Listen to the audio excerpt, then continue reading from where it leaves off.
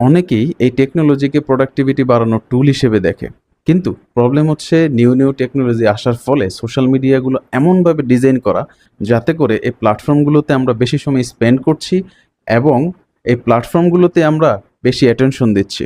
এই যুগে আসলে কোনো কিছুই ফ্রি না। আমরা যে ফ্রিতে ফেসবুক ইউজ করি, আমরা যে ফ্রিতে ইনস্টাগ্রাম ইউজ করি, আমরা ফ্রিতে ইউটিউব ইউজ করি, আসলে এটা ফ্রি না। যদি ফ্রি হতো তাহলে এই কোম্পানিগুলো কিভাবে আর্ন করতো? এই কোম্পানিগুলো আর্ন করে হচ্ছে এই যে আমরা মনোযোগ দিচ্ছি, এই যে আমরা অ্যাটেনশন দিচ্ছি তাদের প্ল্যাটফর্মে, এভাবেই তারা আর্ন করে।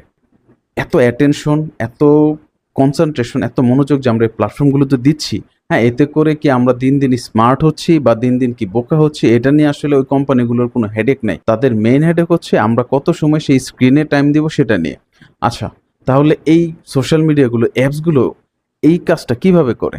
খেয়াল করে দেখবেন যে সোশ্যাল মিডিয়া অ্যাপসগুলো এমনভাবে ডিজাইন করা যে আমরা প্রতি স্ক্রলে, প্রতি রিফ্রেশে আশায় থাকি যে নতুন কিছু হয়তো দেখতে পারবো, যার ফলে আমরা বারবার স্ক্রল করি, আমরা বারবার রিফ্রেশ করি।